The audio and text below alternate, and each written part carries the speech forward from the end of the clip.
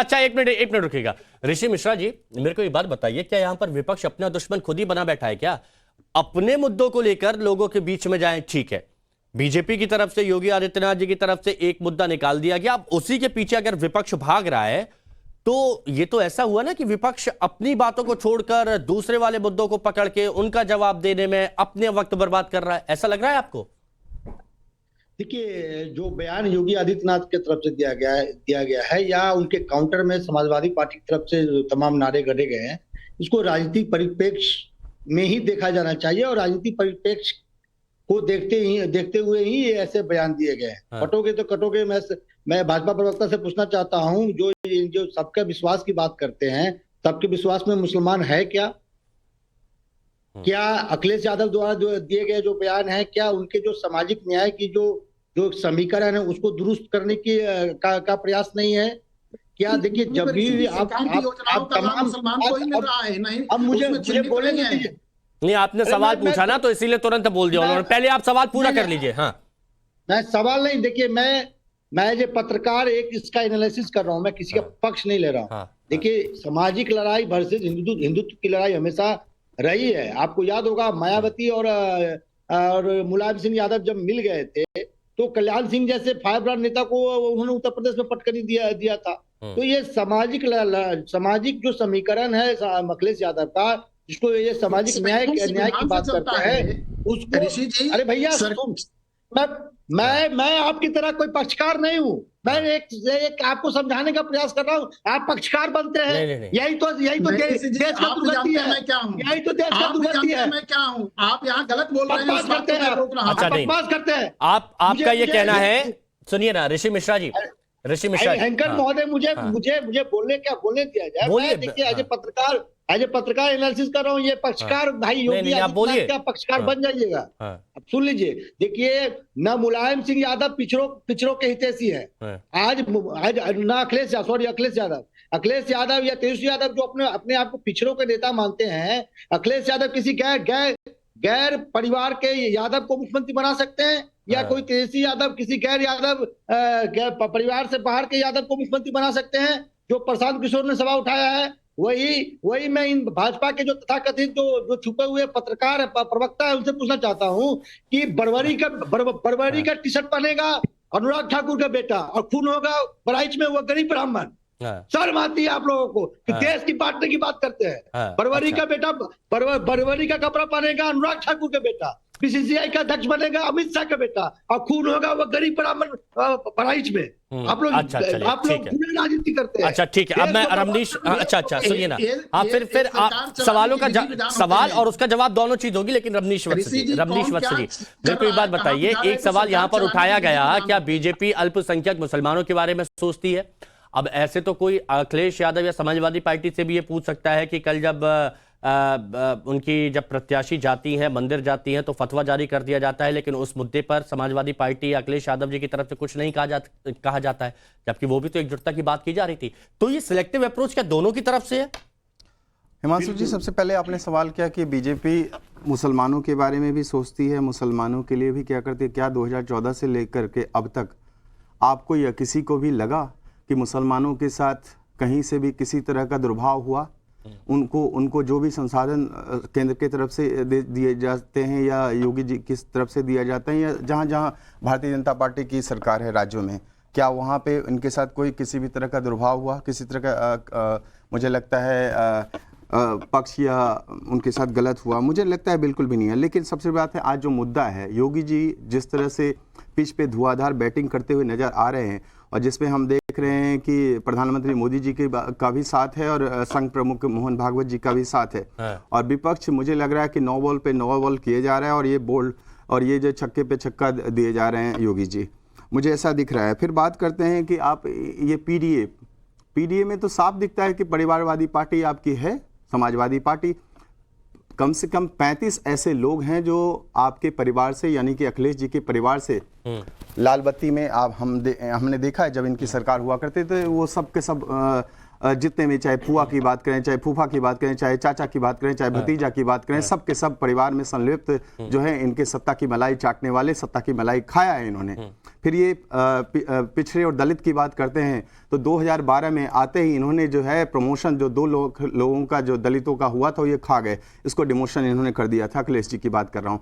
फिर जब 2012 में आधिकारिक रूप से मुलायम सिंह यादव जी ने बयान दिया था कि हमने कार सेवकों के ऊपर गोलियां चलवाई मुसलमानों के बीच में जा करके, फिर ये बात करते हैं ये बांटने की बात, तो बांटने की बात तो आपने की है, कार सेवकों के ऊपर गोलियां चलवाने की बातें हैं, हिंदुओं के ऊपर आपने कितने सारे, जब मठ और मठाधीश की बात आप करते हैं, आप माफिया से जब जोड़ देते हैं तो आप बांटने की बात नहीं करते हैं। क्या तो बात कौन रहा है? इतनी हिम्मत है? बताइए कौन? क्या आपके अंदर इतनी हिम्मत है कि आप मौलाना और मौलवी को कहें कि ये माफिया है, ये अपराधी हैं? क्या आपके अंदर इतनी हिम्मत होती है?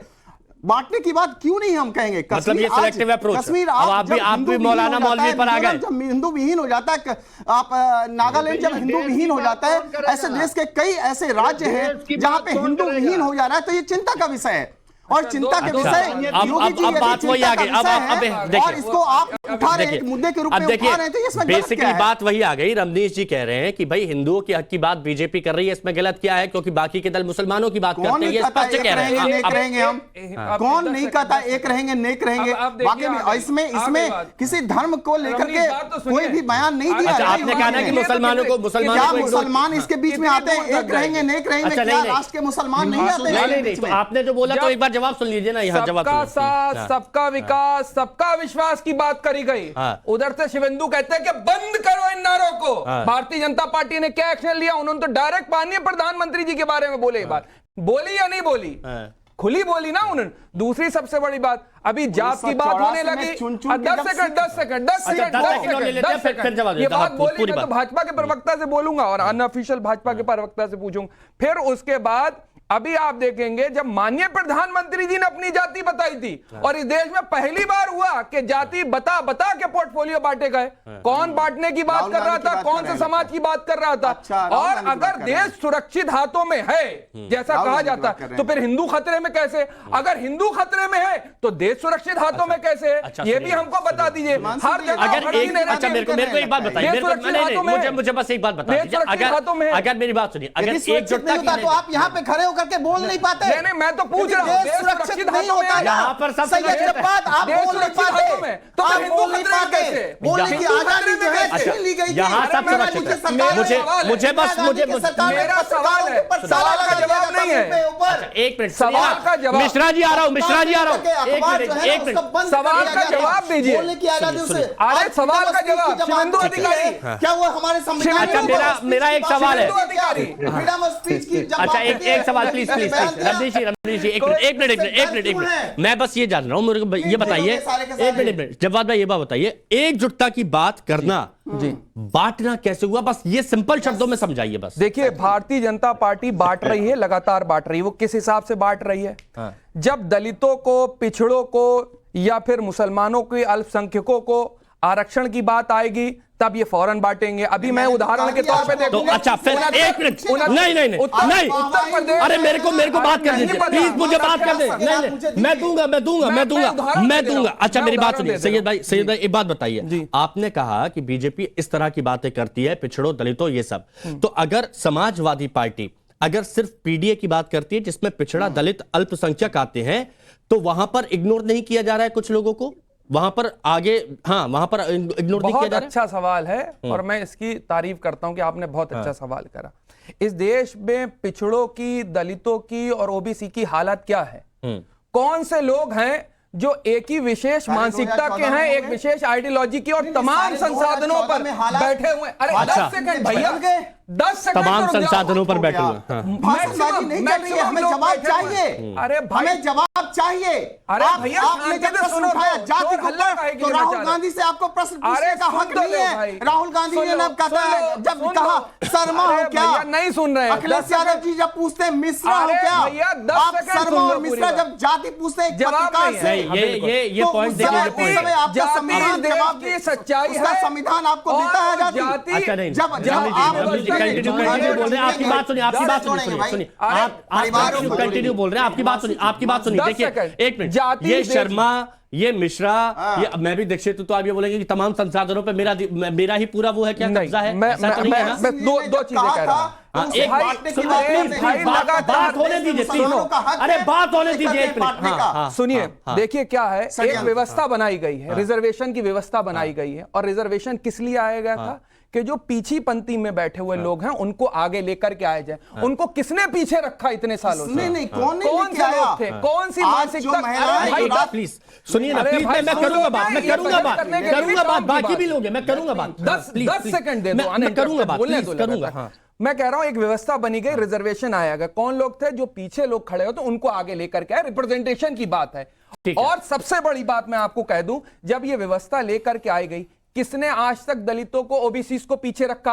आदरणीय लालू जी, सुन लीजिए, आदरणीय लालू जी लेकर के उस आइडियोलॉजी को लेकर के आए जिसमें जो है ओबीसी लोगों को, पिछड़ों को, दलितों को, मतलब पीडीए पिछड़ा, दलित, अल्पसंख्यक यही परेशान है, बाकी सब बहुत खुशहाल है, बाकी सबने कब्जा कर रखा है। त्रिवेदी जी बस आ रहा हूं, त्रिवेदी जी प्लीज की सच्चाई और होना चाहिए। 10 सेकंड चलिए, मैं 10 सेकंड दे रहा हूं। हाँ बोलिए। हिमांशु जी, इन्होंने हक की बात की, पिछड़ों और का जो हक की बात है, सबसे पहले जवाहरलाल नेहरू से आज भी प्रश्न पूछने की जरूरत है। उन्होंने कहा आरक्षण लेने वाले बुद्धू होते हैं। उन्होंने कहा जब जातिगत जनगणना की बात होती है, सबसे पहले पैरविकार आ जाते हैं राहुल गांधी। तो उनसे सवाल मेरा है कि आप हिंदुओं को जाति जाति में क्यों बांटते हैं? आप मुसलमानों के भी जाति जनगणना करवाइए जाकर के। तो ये नहीं करवाते, आप किसको जोड़ेंगे? आप परिवारों को अपने जोड़ेंगे। 10 नहीं 50 सेकंड दे दिए, अच्छा ठीक है। अब त्रिवेदी जी, आपकी कुटिलता दिखती है, त्रिवेदी जी, आपकी मानसिकता जो संक्षिप्त मानसिकता वो दिखती है। और जीतेंगे, परिवारों को जोड़ लेंगे,